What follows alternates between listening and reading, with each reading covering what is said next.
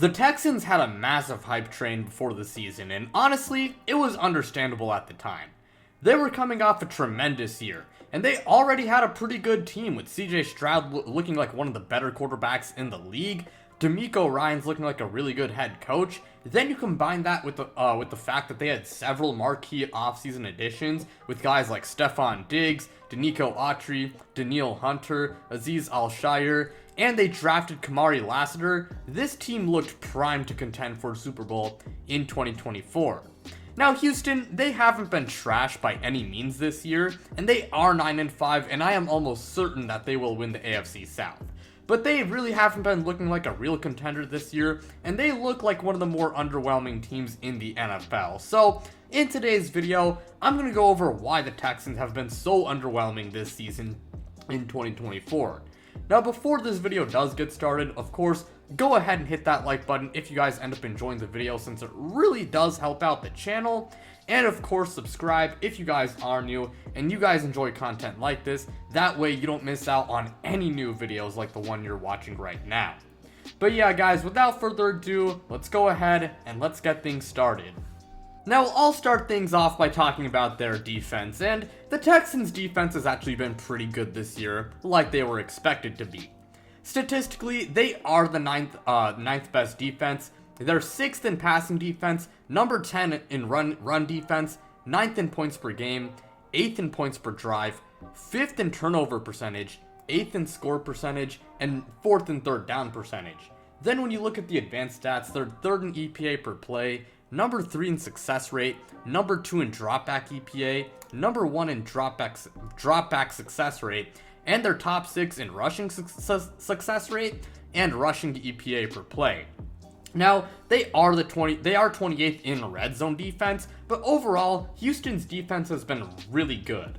Individually, they also got very good talent on that side of the ball. As their front seven, it's pretty good. You got Danielle Hunter, who's one of the best edge rushers in the NFL, along with Will Anderson, who's also one of the better edge rushers in the league. Tim Settle, he's played quite well for them. And Azeez Al-Shire, I know he is serving that suspension, and recently he was in the news for the wrong reasons, and he is understandably hated right now. But regardless, he is still a pretty good linebacker. And then in the secondary, when healthy, it's really not that bad. Derek Stingley, he's one of the best corners in the NFL. Kamari Lassiter has had a really good rookie season when healthy. Jimmy Ward, he's been alright when healthy. Kalen Bullock, he's had a very good rookie season, and frankly, I think he's been one of the most underrated rookies in 2024.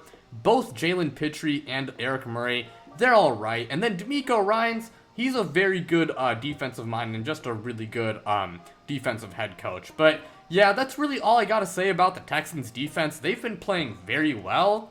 But even though the Texans' defense has been playing very good, you cannot say the same about their offenses. Houston's offense has been very mediocre, which, frankly, that is extremely surprising. Now, they are, statistically, they are ranked the 13th best offense, and they are 13th in points per game, but do not let these numbers fool you, because if you watch them, you can tell how mediocre their offense is, and although those two stats aren't too bad, in pretty much every other category, they are not very good. They're 19th in passing offense, 17th in rushing offense, 17th in points per drive, 19th in third down percentage, 18th in red zone percentage. They're 21st in EPA per play, 30th in success rate, 20th in dropback EPA, 23rd in dropback success rate, 28th in rushing EPA per play, and 31st in rushing success rate. Now, yes, they have dealt with some injuries on that side of the ball, as Nico Collins, he missed 5 games this year, Joe Mixon missed 3, and Stephon Diggs, he was playing well until he did suffer a torn ACL in the middle of the season. But even then, Houston's offense being mediocre isn't just because of their injuries, and there are other issues plaguing this offense right now. For one, their offensive line has been absolutely atrocious this year, as according to ESPN, they are 25th in pass block win rate and 30th in run block win rate. And as far as the individual players on their offensive line go, Titus Howard, he's alright. Laramie Tunsil is actually still pretty good. Shaq Mason hasn't been very good, unfortunately. Juice Scruggs, he's been alright. Kenyon Green, before his season-ending injury, he was absolutely abysmal, and he's been a massive bust for the Texans so far. And Jarrett Patterson, I mean, he's been alright, but nothing special. But, I mean, simply put, Houston's offensive line has been honestly their biggest weakness, and I think it's one of the main reasons, that their offense has just been so disappointing this year.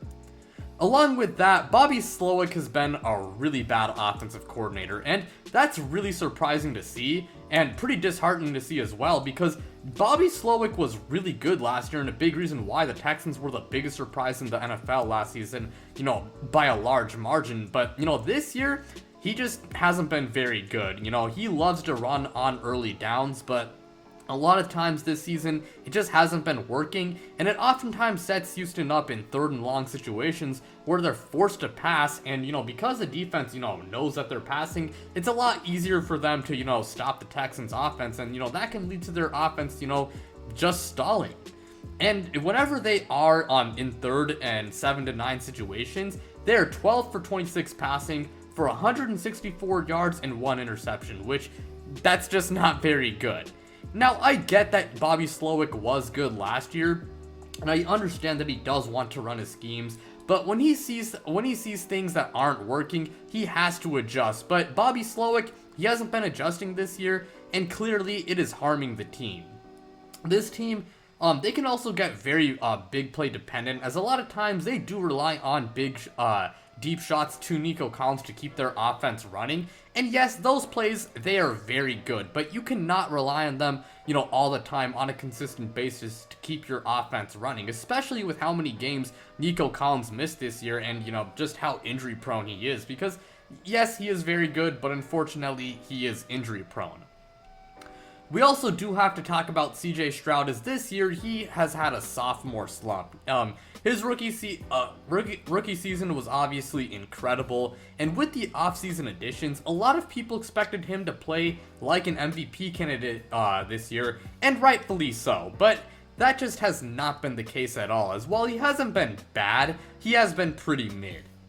Of course, it is not all his fault, as I already went over how bad their offensive line has been, how bad Bobby Slowick has been, and the injuries they have dealt with. But with that said, CJ Stroud also just hasn't been playing very well for the Houston Texans, and yes, some of it is definitely his fault, and simply put, he does have to play better, because if he was playing, like how he was in his rookie season, or even a little bit better than that, then I definitely think the Texans offense, would be a lot better than it is right now. But simply put, the Texans offense has just been very underwhelming and very mediocre, and I think it's the main reason why they've been losing games. I mean, if the Texans offense was as good as expected, or was, just, let's say like a top 10 unit or so, the Texans would honestly be like an 11 to 12 win team, and they would honestly be looking like a title contender. But because they've been so mediocre, the Texans offense, the Texans as a team have just been very underwhelming, and they haven't been looking like a contender whatsoever. Now, the Texans' final 3 opponents are the Chiefs, the Ravens, and the Titans. There are doubts about if Mahomes plays, but ultimately, I mean, if he does play, I think the Chiefs will beat the Texans. If he doesn't, then I think the Texans will win that game. But again, if he's playing, I think Houston loses that. I think they also will lose to the Ravens, but I do think they will beat the Titans and ultimately finish with 10 or 11 wins. And like I said at the beginning of the video, they should win their division with absolute ease, as the Jaguars and Titans, they're obviously terrible, and the Colts, they're super mid. And I mean, the Colts, they would need like an absolute miracle to, win the division and make the playoffs. I mean, especially when you consider the fact that Houston, they swept the Colts earlier this year. But even though the Texans, I think, will make the playoffs, they're probably going to be a first round exit. Again, defensively, they're super good. They got a very good head coach. But offensively, like I said before, they are super mediocre, and because of that, I just can't trust them to go on a deep playoff run. I don't think their offense is all of a sudden gonna, turn on a new switch and, just become one of the best in the league, and they're gonna go on, some run to like the AFC Championship game or like the Super Bowl. I think the best case scenario I can see with them is, maybe winning one playoff game and being a second round exit. But again, chances are I think they're a first round exit. Now, although it has been a disappointing season if you are a Texans fan, you shouldn't lose all hope and act like this team is in a horrible situation, because they're not. You know, the Texans, at the end of the day, they still got a very talented team that has the potential to become great. You know, as they do have a very good head coach in D'Amico Ryans, and CJ Stroud, yes, he's had a sophomore slump, but he has all the potential in the world to become one of the best quarterbacks in the league. I mean, we saw how he played in his rookie season, and I mean, I think we know what he's capable of. He just has to play like that, play like it. Along with that, the Texans, they do need to improve their offensive line this offseason, and along with that, they need Bobby Slow to be a better offensive coordinator, or they got to get a new guy, you know, who's better and isn't actually good OC. If they can do that, and CJ Stroud can take, you know, a big leap into being a great to even elite quarterback, then Houston could very well live up to the kind of expectations they had heading into this year and actually become a title contender. But again, the Texans this year, they've been super underwhelming. But that's pretty much all I got to say for today's video.